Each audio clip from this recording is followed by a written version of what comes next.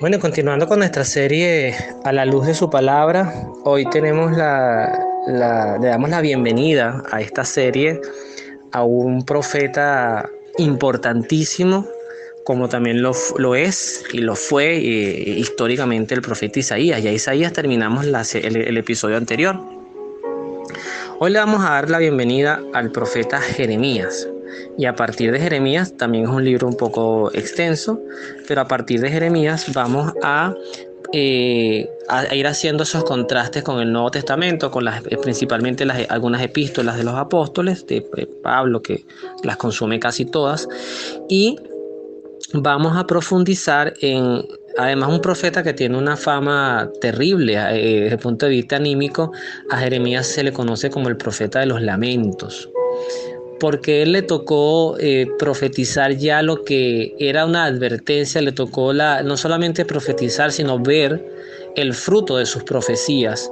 Jeremías fue un viviente de los dos destierros que tuvo el pueblo de Judá en los tiempos de los caldeos. El primer destierro por Nabucodonosor, el segundo ya tenía otro rey, otro líder, pero que igualmente fue muy duro, porque además fue perder la tierra, perder el templo, la destrucción del templo.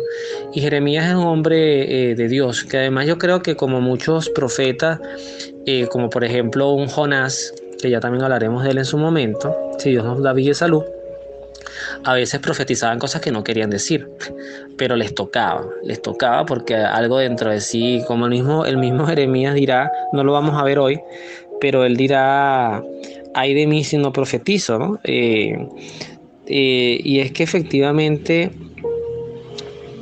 cuando Dios coloca la mirada en nosotros, cuando Dios nos mira para una misión, hay un punto fundamental, y es que ya no vivimos para nosotros mismos, vivimos para Dios. Esa es la principal. Cristo lo decía: aquel que renuncie inclusive a sí mismo, tome su cruz y me siga. No solamente renunciar a felicidades mundanas. Eso no es fácil. Eso no, eso para mí eso es el verdadero heroísmo. Si lo comparara con las historias que ahorita son tan famosas en estos tiempos, cuando hago esta grabación, las historias de Marvel, que me encantan, de verdad que me encantan mucho la parte heroica, ¿verdad? Hay unos temas de guiones que se pueden debatir, ¿no? Que no son muy cristianos, pero esa visión del héroe que al final da hasta su propia vida para salvar a todo el planeta, a toda la humanidad, es un poquito lo que simboliza evangelizar, desgastarnos en el servicio y en el amor a Dios. Y con Jeremías vamos a conocer algo desde el principio, que además es lo que está dedicado a este episodio, este primer episodio, que es hablar de la vida. Es hablar de la vida en un contexto muy amplio. Ya de esto yo he hablado en otros momentos, en otros episodios, en otras series, en otros audios, inclusive en colaboración con otros grupos que han tenido la gentileza de pedirme algunas reflexiones, también compartirlas. Insisto que no por mi sabiduría, sino porque, bueno, Dios nos usa, y véame como un micrófono. Si lo hago bien, véame como un micrófono. El micrófono no tiene mérito lo que sale por su voz, o sea, por sus equipos. Es la voz del que canta, la voz del que predica, y esa voz, esa melodía es de Dios, no es de uno. Entonces, si lo hago bien, y si lo hago mal, sí soy yo el responsable. En eso sí lo asumo toda la culpa, porque a veces uno se lanza a hacer cosas sin preparación, sin una buena formación, y creo que también en mi vida he pasado por esas etapas. Esto que vamos a hablar hoy, del capítulo 1, yo lo he hablado mucho, insisto, mucho, sobre todo para hablar de la vida, pero la vida desde la gestación.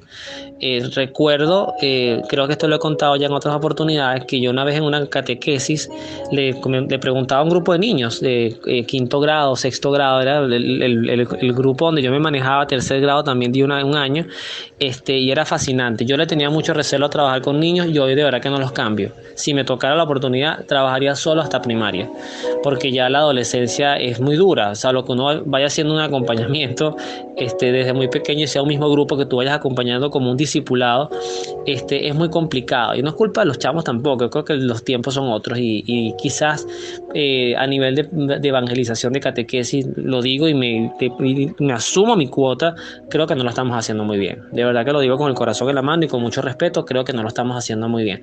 Nos estamos centrando mucho en actividades, en tareas, en películas, en presentaciones y se está perdiendo la profundidad, que además la palabra de Dios en sí misma es tan profunda, es tan rica.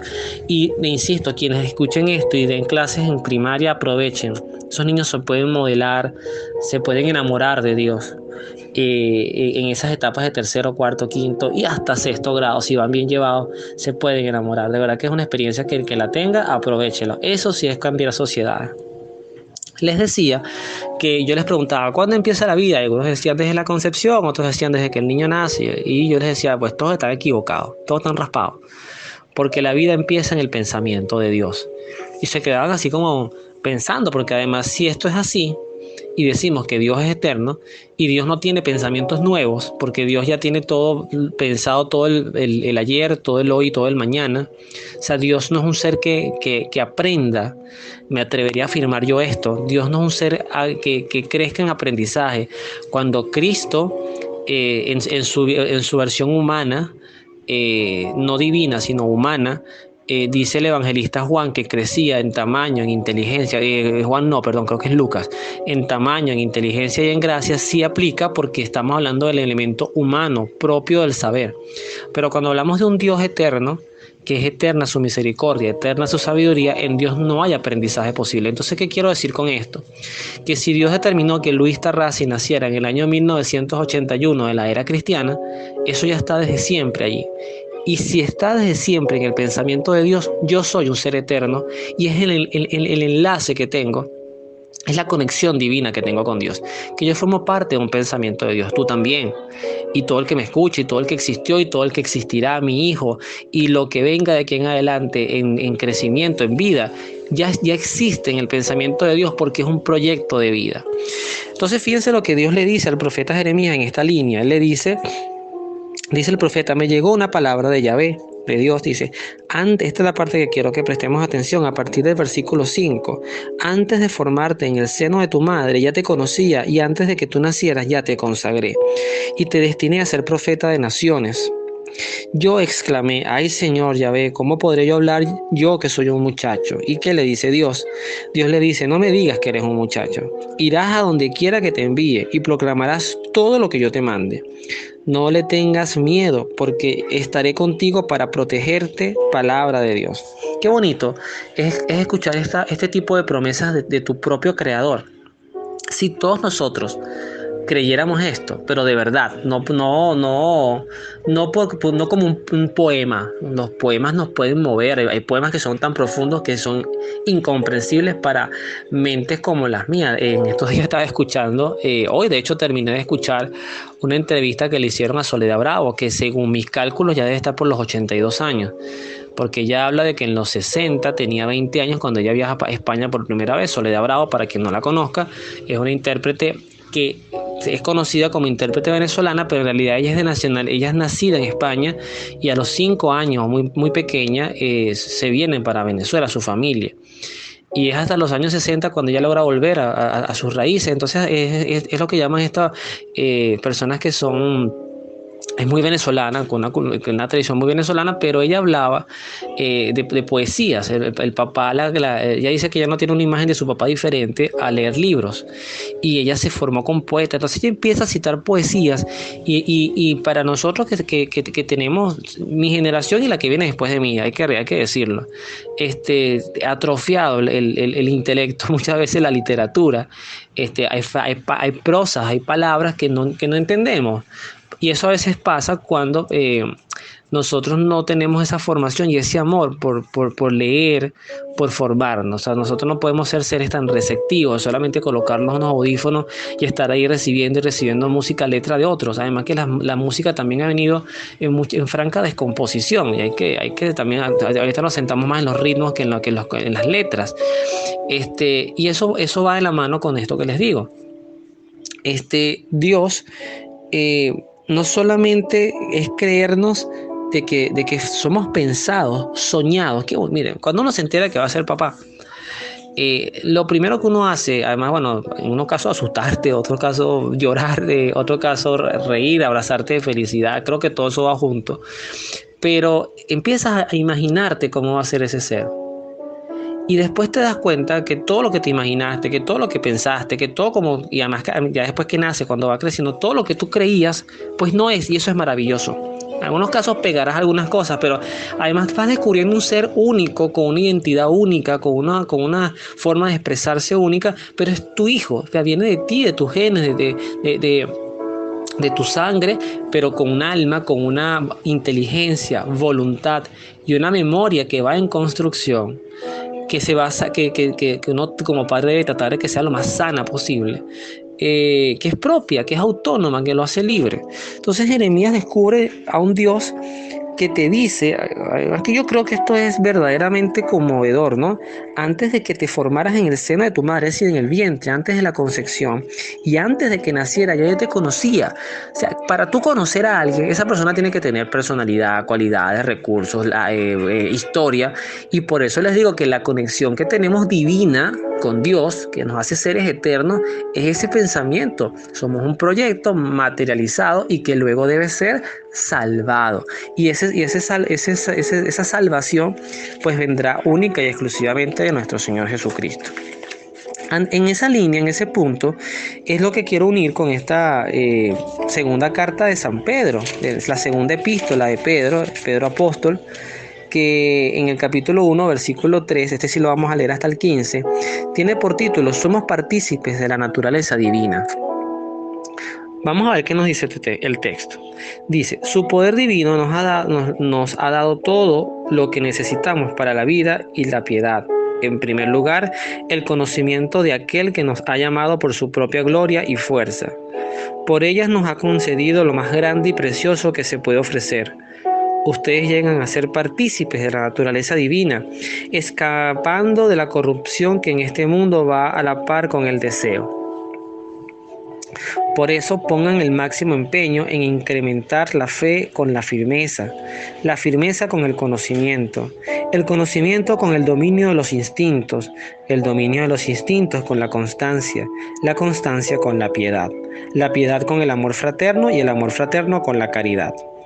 Pues si tienen todas estas virtudes en forma eminente, no serán inútiles ni estériles, sino que más bien alcanzarán el conocimiento de Cristo Jesús nuestro Señor. En cambio, quien no tiene todo esto es ciego y corto de vista, y se ha olvidado de que fue purificado de sus pecados pasados. En esencia, no solamente descubrimos un Pedro que nos dice que somos seres que tenemos una naturaleza divina, desde el punto de vista no que somos dioses, sino que venimos de un ser divino cuya fuente, si hablamos, aquí sí confieso mi ignorancia, pero si hablamos de la sustancia del alma, que creo que no tiene sustancia, pero si hablamos de la sustancia del alma, esa sustancia tendría una naturaleza divina. Y esa naturaleza divina es por eso que decimos, como decía Agustín, que nuestro corazón estará inquieto hasta que regrese a ti o hasta que vuelva a ti. O sea, el Señor nos hiciste para ti y nuestro corazón estará inquieto hasta que descanse en ti. Es como retornar a la fuente viva. No quiere decir esto que cuando nosotros vayamos al cielo, hay que tener cuidado, yo por lo menos no comparto ese concepto, vamos como a fusionarnos en un océano, es como un riachuelo que tiene una identidad propia, pero cuando cae en el mar o en el océano ya se hace parte de un solo océano y se olvida la identidad del río, por lo menos el agua que cayó allí. No, nosotros no vamos a ser parte de un Dios que se descompuso como los Horcruxes de Harry Potter, de Voldemort, que él se descompuso por partes, su vida la separó por partes. No se trata de eso. Dios sigue siendo Dios. Dios no es incompleto. Dios es un ser completo, pero que por su gracia nos dio la posibilidad de vivir con todo lo que eso puede implicar. Continúa el apóstol diciendo: por lo tanto, hermanos, esfuércense por confirmar el llamado de Dios que los ha elegido. Si obran así, no decaerán y se les facilitará generosamente la entrada en el reino eterno de nuestro Señor y Salvador Cristo Jesús. Finalmente dice en el último párrafo: por eso siempre trataré de recordarles estas cosas, aunque las sepan y se mantengan firmes en la verdad que poseen.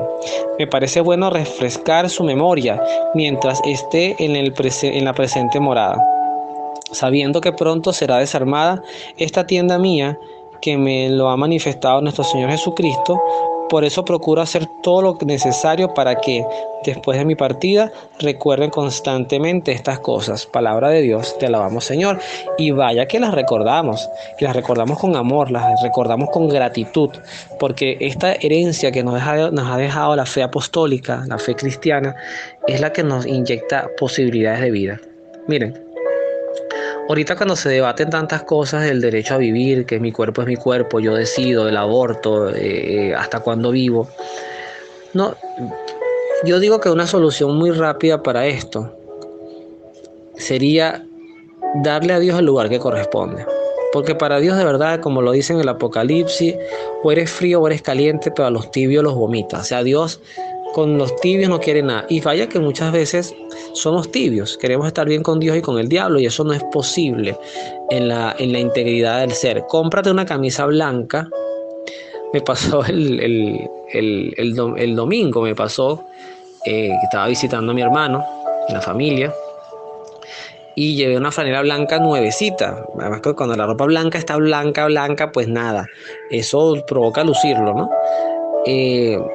Y mi hermano nos hizo una pasta, y la pasta tiene una sal, una cuestión. Mi hermano se destaca cuando cocina, ¿verdad? Que se cocina muy rico y es una salsa.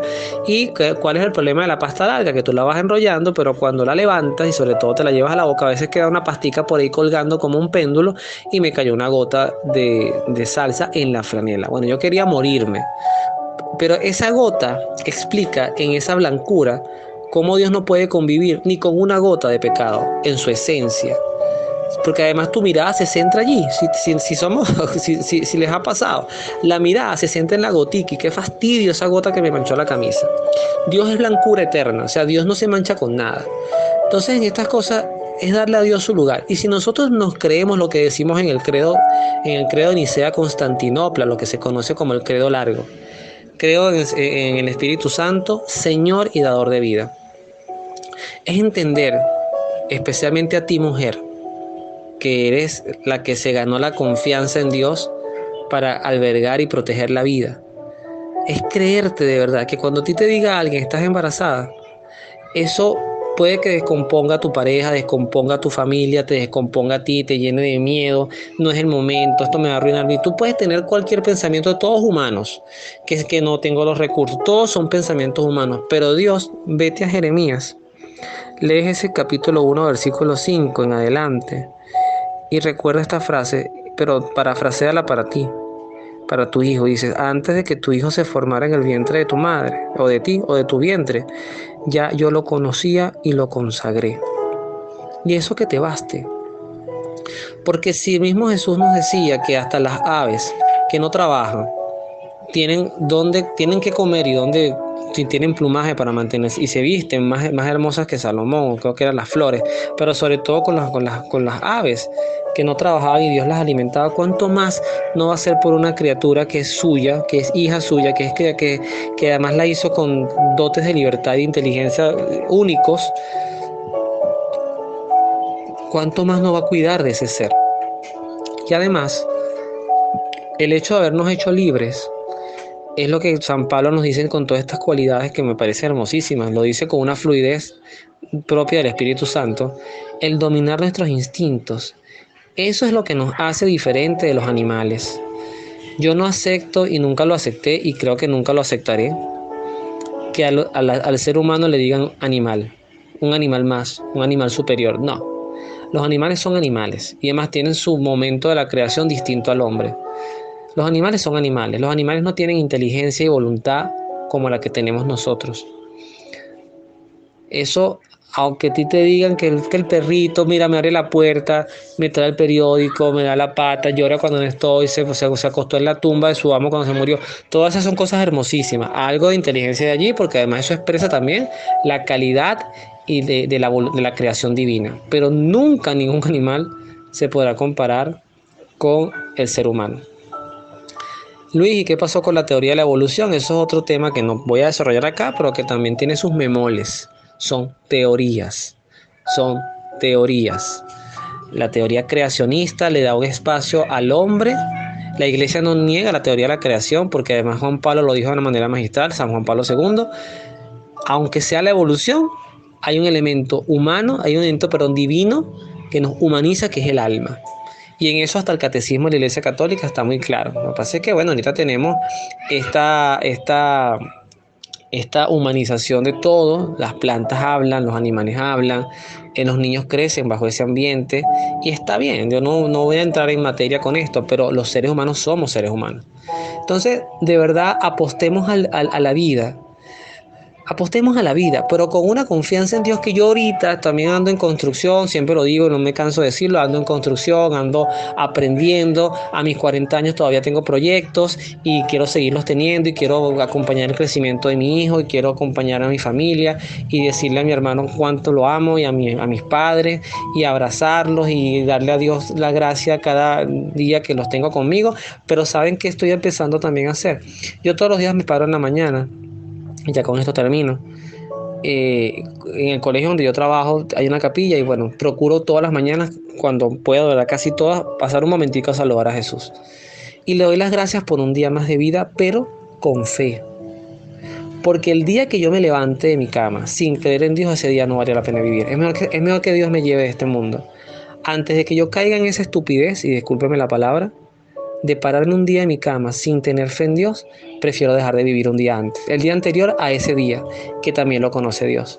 Entonces yo le doy todos los días gracias a Dios por vivir, pero con fe, porque estoy seguro que cuando Dios te llame a ti, me llame a mí, y tengamos la gracia, si es su voluntad, de conocer lo majestuoso que es su reino y lo grandioso que es la eternidad, y todos los seres que ya están allí, los ángeles, los santos, todo lo que implica estar en el cielo, yo estoy seguro que una de las preguntas que vamos a hacer: Dios mío, ¿por qué no me llevaste antes? Pero es que tenemos una misión. Cada quien tiene su misión y hay que cumplirla, y cumplirla bien. Por dos cosas sigues con vida. Uno, porque no estás listo. Todavía estás en un estado de imperfección, como yo, en un estado de conversión en tránsito, quizás estancado, pero todavía no estás listo. Y segundo, porque posiblemente tu misión no esté cumplida. Y todos tenemos una misión. Todos, porque ahí lo dice en Jeremías. Antes de que te formaras en el vientre de tu madre, te conocía y te consagré. Y eso aplica para todos. Todos tenemos un proyecto de vida, una misión que si tú no haces, nadie la hará por ti. Eso es como todo niño abortado. Todo niño abortado que no nace, no es que va a venir otro a sustituirlo, no. Esa vida ya no vivió en este mundo, pero es acogida por la misericordia de Dios. En eso confiamos. Aunque siempre hay algunos vacíos ahí teológicos, pero inclusive ya se quitó el concepto del limbo, y estos niños que no lograron terminar su gestación, bien sea por causas naturales o voluntarias, sin duda no tienen culpa de no haber nacido. Ellos están en una fase de indefensión donde solamente dependen de la protección, principalmente, y reitero esto, de la madre. Ustedes tienen la decisión de tenerlos, de abrazarlos, es suya. Y si alguna cometió el error de no tenerlo voluntariamente, aún así Dios te extiende la mano con tus lágrimas, porque eso es algo que te tiene que doler. Te extiende la mano, te mira los ojos, te pide que te vayas a confesar, te pide que dejes ese dolor allí, te mira y te dice: yo tampoco te condeno, vete y no peques más. Como le dijo a la mujer adúltera en Juan 8:1. Vete y no peques más. La historia de la mujer adúltera. Ese es el Dios en que creemos. Que Dios los bendiga. Nos vemos en la oración.